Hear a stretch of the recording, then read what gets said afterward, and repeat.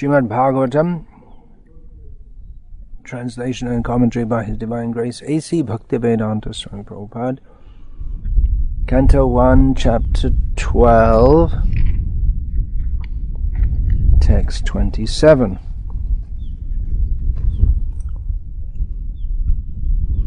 Takshakad atmano mrityung dvijya putro pasarjitat prapatsyata upashrutya mukta sangah padang harehe. Translation. This is referring to Maharaj Parikshit. After hearing about his death, which will be caused by the bite of a snake bird sent by the son of a Brahmana, he will get himself freed from all material attachment and surrender unto the personality of Godhead, taking shelter of him.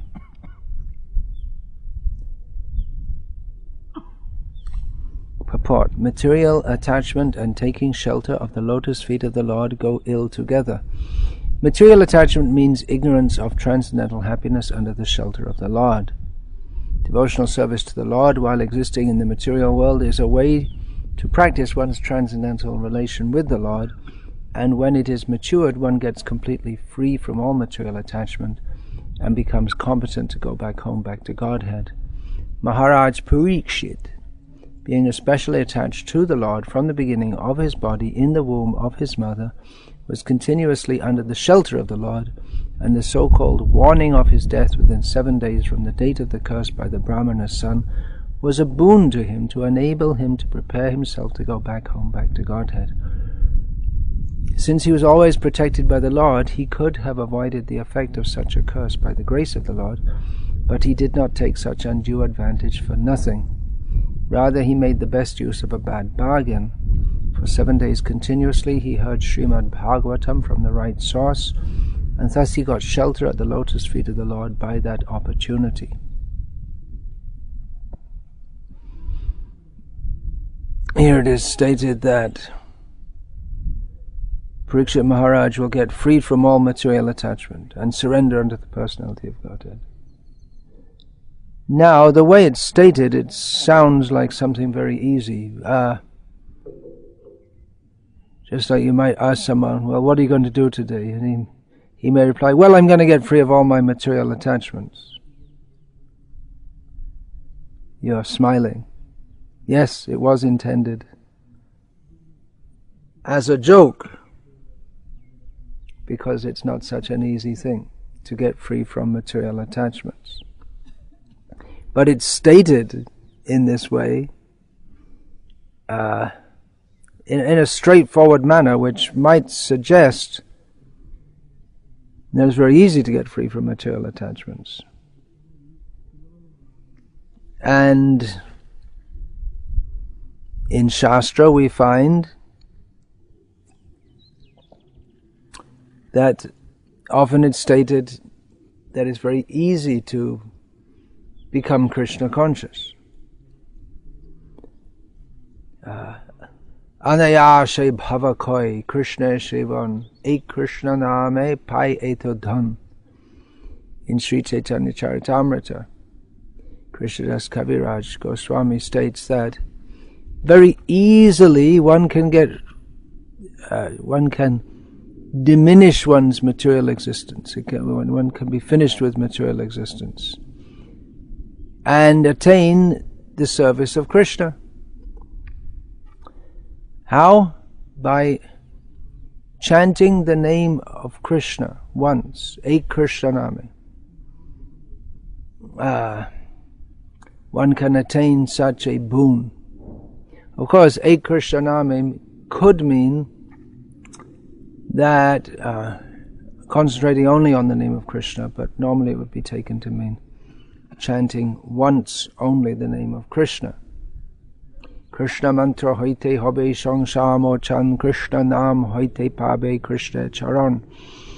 By chanting that Krishna mantra, one gets released from material existence, and by chanting the name of Krishna, one attains the lotus feet of Krishna.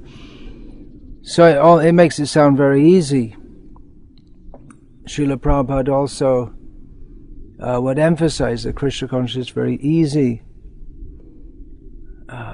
He gave a formula, 16 plus 4 equals BTG. Srila Prabhupada assured that if we chant 16 rounds and follow 4 regulative principles, then we'll go back to Godhead.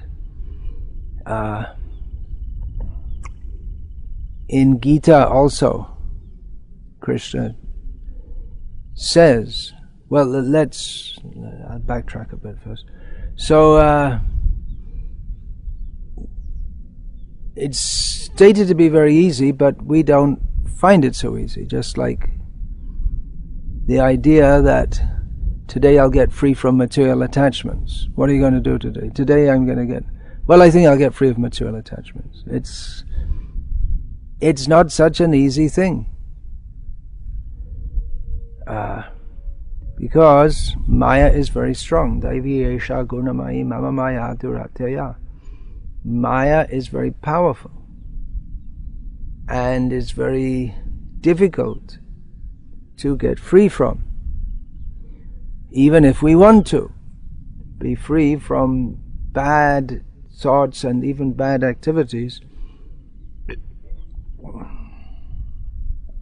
may be very difficult to do so, as Arjuna expressed in question to Krishna. Atachain, what is that? Papam charati purusha. Atachet, api chet, atachaiva prayuktoyam papam charati purusha. Anichan api varshnaya balad eva niyojitaha. Arjuna asked, why is it that even if we don't want to, we sometimes perform sinful activities as if forced to do so? To which Krishna replied, Kama esha, Krodha esha, Rajoguna samudbhavaha, Mahashana mahapama, Vidhyena meha vairanam. Krishna said that it is due to lust and anger,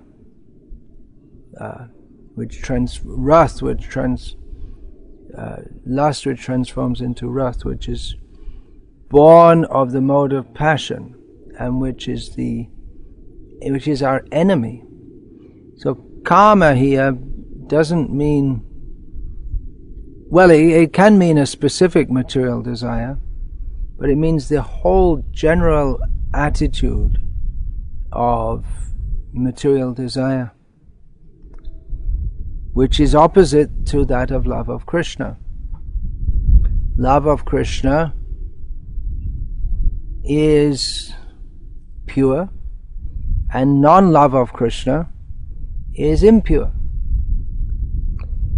Atendriya priti vancha tare bale kam, the desire to satisfy one's own senses, is called kam, or material desire. Krishnendriya priti ichha dhare premanam, and the desire to satisfy Krishna's transcendental senses is called prema. So why can't we just shift from one to the other? We hear Srimad Bhagavatam, we discuss the topics, we understand what is what, we understand that we should not be entangled in material desire, that material desire, it produces suffering. Yehi sangsparshaja bhoga dukha yonya evate adyantavanta kauntaya nateshu ramate buddhaha. Material desire leads to material activities performed for sense gratification, which simply produce suffering. Therefore, an intelligent person doesn't take part in them. So that's one factor. And a worst factor is that material desire blocks love of Krishna, because Krishna Surya Sama Maya Hoy Andaka Jaha Krishna Taha Nahi Maya Radhika. Krishna is like the sun. Where there is the sun, there is no darkness. So in the same way, where the Whereas there is no Krishna consciousness, then there is Maya. So Krishna consciousness means prema, and Maya means kama. So having understood this, then we should give it up with intelligence, as Krishna recommends also in Bhagavad Gita, that knowing that one should use one's intelligence to give up lust.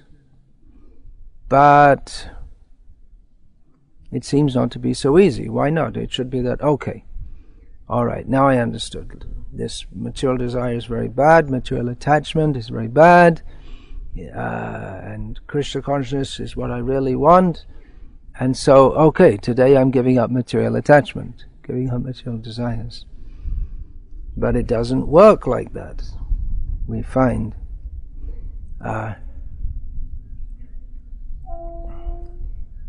Therefore, we're given the process of sadhana bhakti for gradual purification, because due to material attachment, which means not only attachment to griha, kshetra, sutapta, vitaya, these are the common objects of material attachment: one's home, family, country, possessions.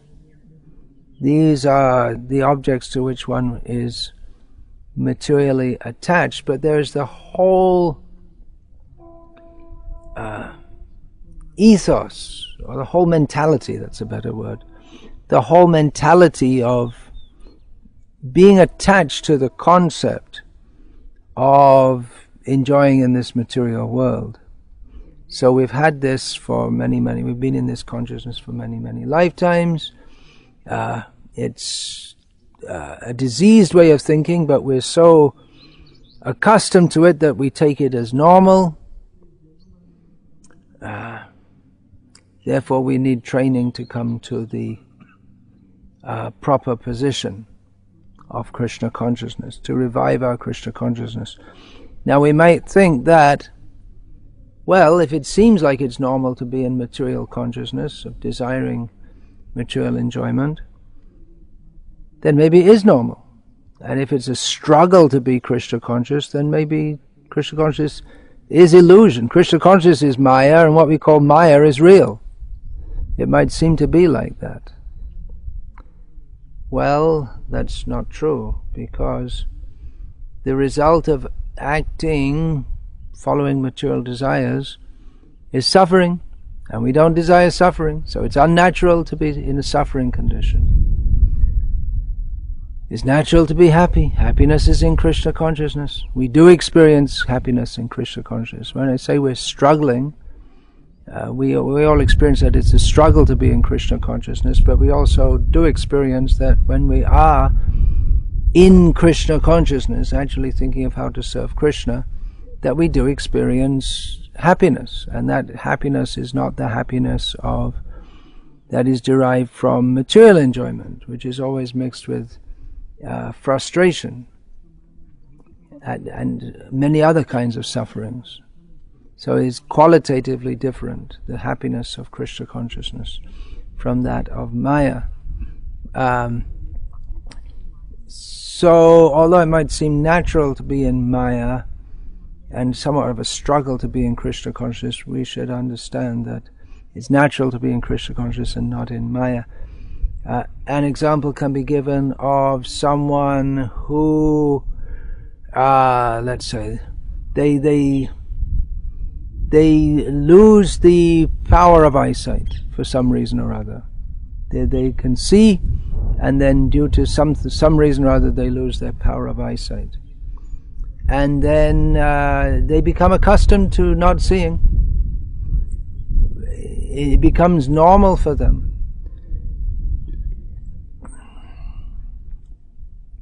Say if they have a cataract. So they can see, then they can't see because of the cataract. And then if they have a cataract operation, then again they can see. But in the beginning, it might take some time to adjust. Or maybe a better example is If someone has their right arm in a crutch, that's called, what's that called? That sling? No, there's something else. I can't remember the word just now. It's in a sling. Yeah, okay, let's say a sling. Just trying to remember the word. I can't remember. So he might be like that for a few weeks, and he gets used to being in that situation of not using it. And then when that's removed, that covering, which is made of plaster of Paris, which I'm just trying to remember the name of, then it seems unnatural for him. Actually, it's natural, but he's got so used to not using that right arm, then he'll be writing with his left hand and doing all the functions that he'd normally do with his right hand, he'll do with his left hand, or maybe with some other limb, or maybe not do it at all. And so it'll take some time, and the right hand will be somewhat dystrophied. It won't have any proper strength or movement. So he has to do exercises to bring it back to normal use. The fingers won't move properly. So it may seem unnatural and difficult for him to use the right hand, but he has to practice, and then it'll just come back to normal, and it will seem normal. So in the same way, it is natural for us to be Krishna conscious, but we're just so used to not being Krishna conscious that it seems unnatural to us. It might seem unnatural to us. Therefore we have to practice sadhana. Srila Prabhupada writes here, devotional service to the Lord while existing in the material world is a way to practice one's transcendental relation with the Lord. And when it is matured, one gets completely free from all material attachments and becomes competent to go back home, back to Godhead. Maharaj Parikshit said he got free from material attachments, but he didn't really have that many material attachments. Even what he didn't have much of, well, in one sense he had a lot of material attachments because he was the emperor of the whole world. But in another sense, in one sense he had a lot of attachments because he has a lot of properties and position and prestige and servants. So it was, in terms of quantity, he had far more material attachments than most people in this world, but in terms of quality, he didn't have any material attachments, or just a semblance of material attachments, because from the very beginning he was a great devotee of Krishna. So it might have appeared that he had attachments, but at most it was a semblance. So he was very easily able to shake that off. For us, it's a different story. We don't have much in this world, but we have the desire to enjoy it. That desire is very strong. So for us just to say, okay, now I'm not going to be in Maya anymore, well, it doesn't work so easily. Therefore we have to practice sadhana. The process of purification that comes about by sadhana is, there are various analogies given concerning that. One is that of putting an iron rod into fire, by which after some time it becomes so much hot that it acts just like fire. If you put your hand in the fire, it will burn. If you touch your hand to an iron rod which has been held in the fire for some time, it will burn. So it attains the same quality by proximity. So in the same way, by putting ourselves in the atmosphere of Krishna consciousness, by hearing and chanting about Krishna, serving Krishna in the association of devotees, we take on the quality of Krishna. Not in the same way as Krishna, not that we become Krishna, but we become fully spiritualized as is Krishna. We become Krishna conscious. So it is easy to be Krishna conscious. It is easy to get free of material attachments by Krishna conscious. It is easy because the process is very easy, and Krishna helps. Shrinvatang swakata krishnam punya shavana kirtana hridyantas tohya bhadrani vidhunoti suhrit satam. Krishna, who is situated in everyone's heart, and he is the best friend of everyone, especially the pure devotees, he helps the devotee by cleansing his heart if the devotee simply applies himself to hearing the messages of Krishna as given in Srimad Bhagavatam. Tejam satata yuktanam bhajatam priti purvakam dadami buddhi yogam tam yena mam upayanti te. For those who are constantly engaged in devotional service, Krishna says, engaged with love, it means they're sincere, they're not doing it for any material motive. Krishna says, I help them by giving them the intelligence by which they can come to me. Sarvasya chaham hridi sanivishto matasmrite jnanam apohanam cha. Krishna, within everyone's heart, gives knowledge, remembrance, and forgetfulness. So, if we're cultivating it sincerely, a desire to remember Krishna, Krishna will help us, and He'll help us to forget our material attachments also. So the process of Krishna consciousness is very easy for overcoming material attachments because Krishna helps. Whereas in other processes, well, Krishna helps everyone. If someone wants to be a big demon, Krishna will help him to be a big demon also. But in other processes like karma, jnana and yoga, because the aim is not Krishna himself, although Krishna helps the karmi, the jnani and the yogi to fulfill their desired goals, Krishna, he's not so enthusiastic to help them as he is to help his devotee come to him.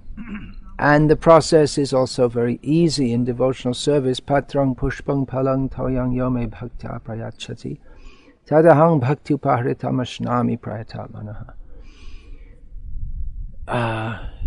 Simply, if one offers with some love the leaf, flower, fruit and water, some simple things, Krishna will accept that. Whereas in karma, in the process of karma kanda, one also offers to Vishnu through the sacrificial fire, but there are so many rules and regulations to follow, and one has to make gorgeous offerings, especially in public sacrifices. So the process of Krishna consciousness is very easy because there are no difficult austerities, no difficult rituals, no complex philosophy to understand. Of course, devotees, for the sake of preaching, they may have to understand the complex philosophies of others so that they can debunk them, but basically the understanding of Krishna consciousness is very simple. So in that way it's easy, and in another way it's easy because Krishna is very eager to help the devotee who is sincerely trying to come to him. But on the other hand, we don't experience it as easy because Maya is formidable. Daivi esha gunamayi mama maya duratyaya. Maya is very difficult to overcome. This is our practical experience. Maya covers everything. Ya samohito jiva atmanam trigunatmakam. Maya keeps everyone in illusion. That is called her. There is the prakshekatmaka priti and the I'm just not. It's very. What's the other? Avaranatmika vritti of Maya. She covers everyone. And if someone tries to come out of that covering, then prakshepatmika. She has the potency of throwing back. She goes into overdrive to throw back those who are trying to escape from her clutches. But Krishna says, Mameva ye prapadyante maya metam tarantite. If one surrenders unto me, then one can easily cross over Maya. But then we may say, well, it seems like a conundrum, because we want to surrender to Krishna, and if we surrender to Krishna, then we'll get out of Maya. But because we're in Maya, we don't surrender to Krishna. So where do you go? We're trapped. No. Krishna says, Diksha kale bhakta kare atma samarpan. The surrendering process begins with Diksha. That means the firm commitment that I want to surrender to Krishna. Atma samarpan. That offering oneself to Krishna. Meantime, Maya is pulling us from all other directions, but we just have to stick close to Krishna, which we do so by following the instructions given by the Guru. Diksha means to accept initiation from a Guru. The Guru gives instructions which are given by Krishna. So in that way the Guru is said to be non-different from Krishna, because he gives the same instructions. Therefore, Guru Krishna Prasade Pai Bhakti Lata Bij. The Guru and Krishna together, Krishna by his instructions, which are relayed by the Guru, by the Krishna as the Guru within the heart, gives one the strength and the intelligence to stick to this process. So in this sense also, it is easy but we have to be sincere. We have to make the commitment to surrender to Krishna. We can't, if we think we'll have the best of both worlds, that means we don't understand what is Krishna consciousness at all, because there's no best in the material world. There's wet stool and dry stool. It's all stool. We may think, well, being in heaven is better than being in hell, but it's like the difference between wet stool and dry stool. It's all contaminating. We may say, well, dry stool doesn't smell as bad as wet stool, but it's all stool. It's all contaminating. So, Atma Samarpan, and then the process of sadhana begins. We find in the 64 processes of bhakti under Vaidhi, and under sadhana. Under sadhana, the first is that one should accept shelter of a guru, atak guru vashra, and then Krishna diksha anushikshanam. Then one should take initiation and instruction from the Guru. It's not that, well, we're supposed to take initiation, okay, I'll find someone to take initiation. We're supposed to take instruction also. Then the process of Diksha becomes complete. So we can get freed from material attachments. Krishna gives us a process. We do find it to be difficult. Therefore our effort is required. Srila Prabhupada writes in one place about painstaking efforts in devotional service. Painstaking, I mean, we have to take some trouble. Kashtana kole keshta milibena, as is said in Bengali. Without accepting trouble, some difficulty, we won't attain to Krishna. So we can attain Krishna, but although Krishna consciousness is very easy and very blissful, it may seem very troublesome also. Just like, again, if we're recovering from a disease, or we're recovering the use of a hand that's been in a cast, that's what it's called. in a caste for several weeks, then it may seem difficult and troublesome, but it's required, that difficulty and trouble we have to go through if we to recover the use of the hand. So we may say, well, why does Krishna make it so difficult and troublesome? It's not that Krishna makes it difficult and troublesome, but we experience it like that due to our residual attachments, due to our residual desire to enjoy in this world.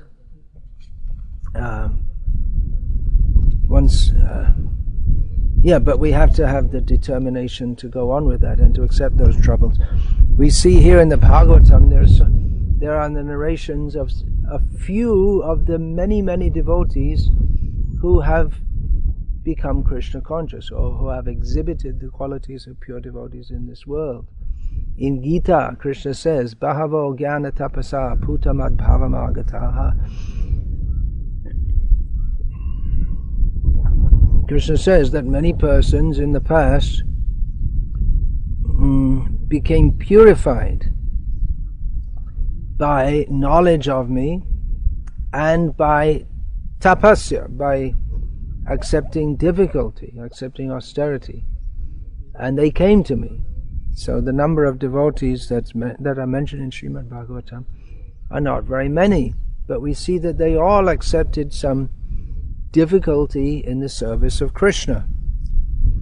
Just like Parikshit Maharaj, he accepts the bite of the snake bird. He didn't have to, but he did. You may say, well, it is not a big thing for him because he's a pure devotee. That's true, but still he accepted it. That's an example for us that we have to accept some difficulty. You may say, well, why does Krishna put his devotees through difficulties? But that helps to purify, that helps us to take Krishna consciousness very seriously and to become free from our material attachments. Without accepting that difficulty, it's very difficult to become free from material attachments. We have to choose whether we want our desire to be. We have to choose what we want to desire. Krishna doesn't program us like some robot to love him. We have to choose, and in making that choice, because we have long-standing attachment to material enjoyment, then it may seem difficult for us to choose otherwise, but that is required. The difficulty comes from our own perverse mentality, which we have to overcome by acting in Krishna consciousness. So, Anayashe Bhavakoi Krishna Shevan E Krishna Name Pai Etadan. By chanting Krishna's name even once, one can very easily get free from material existence, and one can attain to the service of Krishna. That's true, but it may not be an immediate process, that just we go from a state of material attachment to a state of pure spiritual attachment in 1 second. It generally doesn't act like that. Actually, it is very quick, because if we consider that many persons over a long period of time they came to Krishna consciousness, that seems to be the normal or standard process.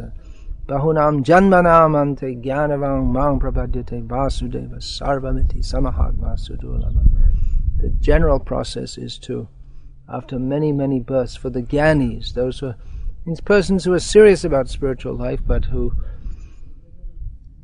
somehow or other they're not being particularly attracted to Krishna, somehow or other means by their own bad desire. Ultimately, it may also mean due to not having association of devotees. After many, many births, they may come to the point of surrendering to Krishna. But in this age, Chaitanya Mahaprabhu gives us the process by which we can do this very quickly. So it may seem like a long and difficult process to us, but it's really, although we experience difficulty in overcoming material attachments. It's really not a difficult process compared to that of we hear about the prachetas performing 10,000 years of austerities. We can't even imagine. We can hardly perform 10 minutes of any austerity, what to speak of 10,000 years. So actually the process is very easy and quick and effective, and it works, effective, but we have to apply ourselves to it very seriously, and we have to be prepared to accept some difficulty in Krishna's service. It may even be we have that cast on the arm and we become so accustomed to it that we feel when the doctor comes to take it off, we may feel, oh, what are you doing? Come on. Now I'm comfortable with that. Why don't you just leave it like that? We get so accustomed to having the cast on our arm that we may not even want to have it taken off. Or when it's taken off, and now the hand and the forearm is free to move, we may think it was better as it was before. At first we may think like that, but then we have to exercise it and gradually bring it back to proper use, and then we come to a proper natural position. Hare Krishna. Any question about this? Even if one has the desire, still it is found to get out of the material. If one has the desire for what? You said even if one has the desire to get free from material attachment, still it's difficult to get out. Question? What's the question? Why? The whole class was about that. If you want, you can take the recording and listen to it again. Even if one has the desire to get out. Yeah, you're asking the same question again, and I'll give the same answer again.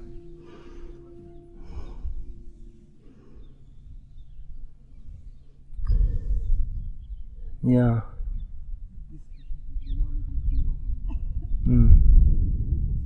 How does Dadami Buddhi Yogam Tam, how does it manifest? Krishna giving the intelligence by which... that may manifest in various ways in different devotees' lives. It may manifest as the inspiration, let me go and take association of this devotee, for instance. Let me give up this bad habit that I have. May manifest in various ways. Inspiration to become Krishna conscious. Let me chant more seriously. And so on.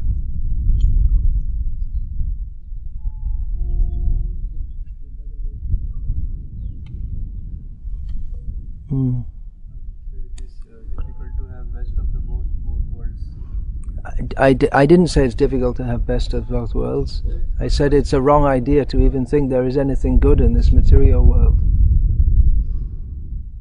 Some devotees like Kadamuni or Chitraketu, Dhruva Maharaj. Some devotees like Chitraketu, Kadamuni and Dhruva Maharaj, they seem to have such a propensity as wanting best of both worlds. But you'll find in the narration of Dhruva Maharaj in Srila Prabhupada's purport, he said that we shouldn't cultivate such an aspiration, because then we'll have to lament as Dhruva Maharaj lamented for maintaining material desires while performing devotional service. Because then Krishna fulfilled, and then afterwards he thought, oh, well, how foolish I was to cultivate such desires.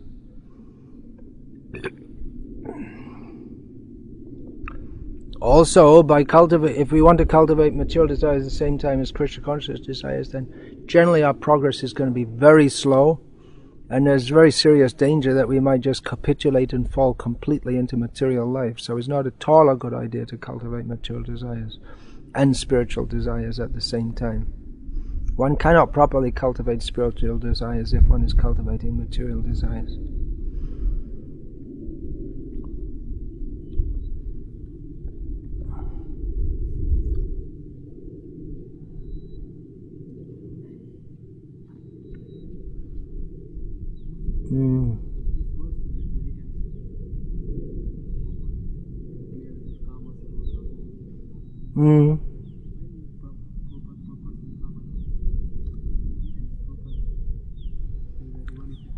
Srila Prabhupada often says, even if you have material desires, then if you cultivate Krishna consciousness, then you can become purified. He often says that. But then he also often he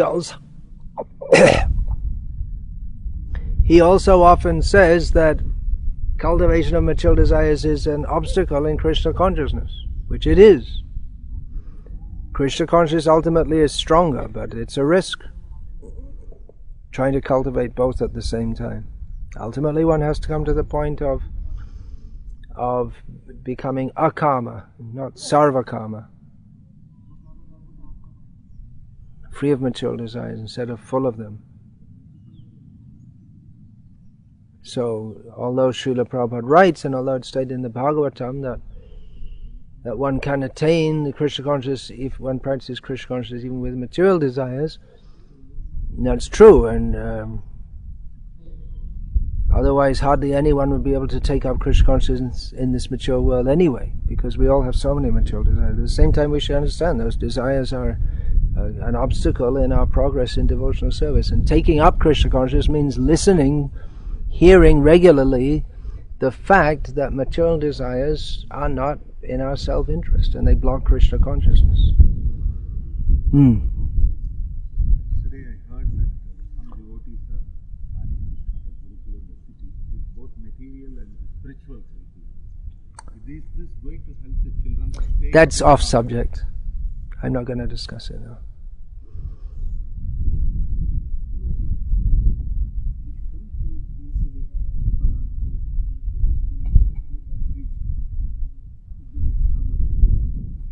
Initially, if people are preached to, if you have material desires, still you take to Krishna consciousness.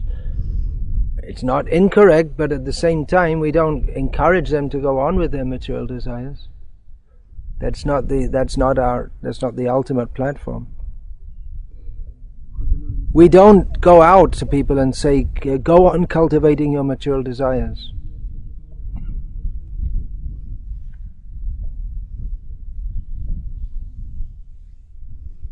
But we may not say give up everything immediately. We may also not do that.